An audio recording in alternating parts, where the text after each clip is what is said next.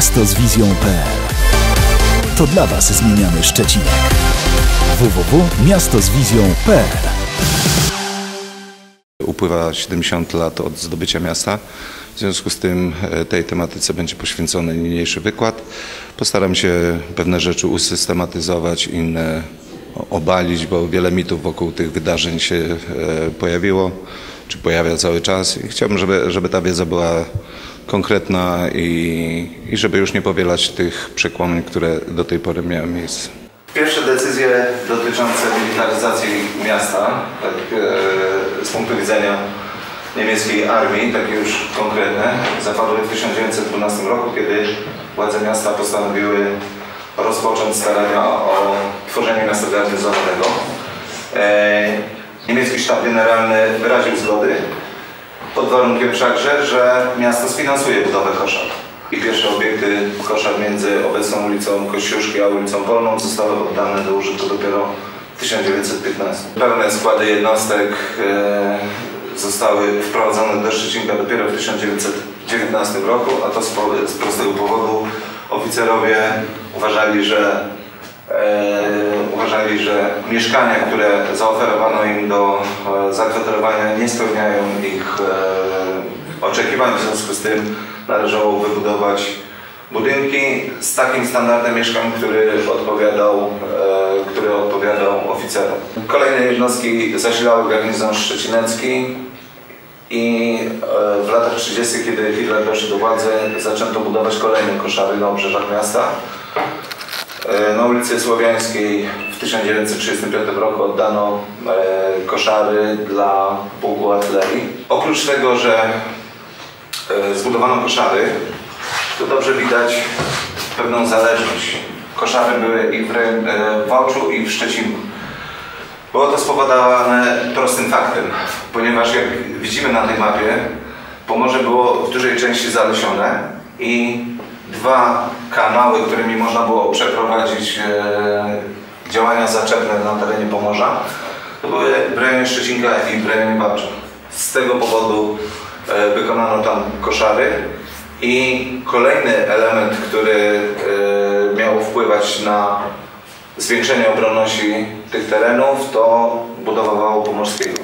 Każde miasto musiało przygotować obronę we własnym zakresie. Tu mamy przebieg umocnień pozycji wału pomorskiego, a te cieńsze niebieskie linie to są umocnienia polowe, czyli transzeje. Obiekt jest o tyle ciekawy, że z racji miejsca, w którym się znajdował, przy wyjeździe ze Szczecinka przy drodze na zachód, miał podwyższoną odporność na ostrzał artyleryjski. Grubość ścian, stropów i grubość pancerzy wytrzymywała ostrzał, wielokrotne uderzenia pociskami 220 mm. Żeby to zobrazować, taki pocisk miał ponad metr wysokości i ważył 127 kg. Polska armia, przygotowując się, mobilizując w 1939 roku, wszystkich moździerzy tego typu miała raptem 27 sztuk. Cięższej broni Polacy nie mieli.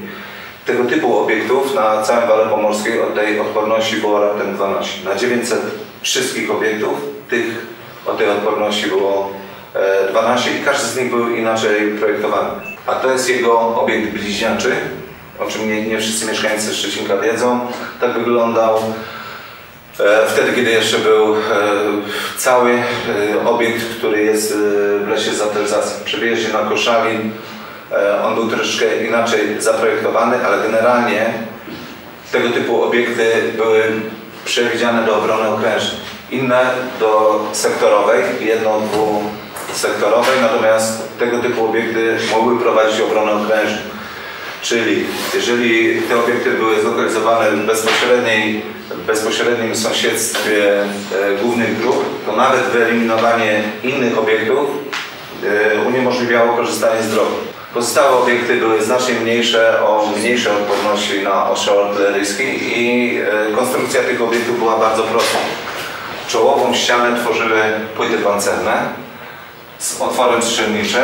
On, jeżeli nie był przygotowany do ostrzału, był zamykany z zasupą. I z drugiej strony obsługa karabinu maszynowego laweta porteczna, wysuwany karabin maszynowy przy otwartej zasłubie, korygowano ogień, donoszono amunicję. Obsługę karabinu maszynowego liczyła 4 żołnierzy. I takich obiektów w zdecydowanej części wału pomorskiego jest najwięcej, jedno- lub dwusektorowych. Rozmieszczenie obiektów na odcinku szczecineckim było oznaczone literą N. W tym pierwszym obiekcie jest jeszcze sygnatura N i numer. Numery były rosnąco od południa ku północy.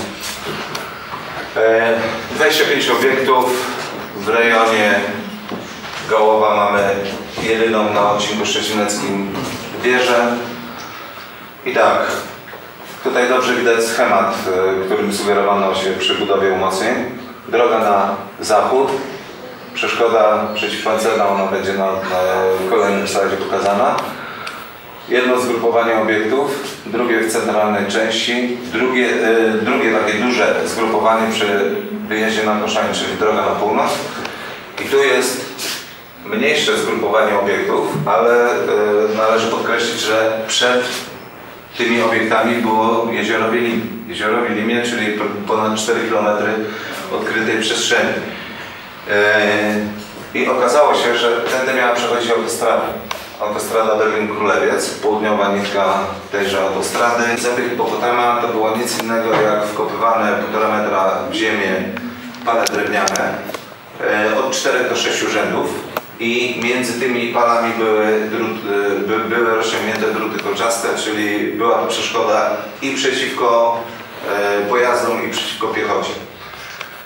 Natomiast w koronach głównych dróg wykonywano ruchome zapory.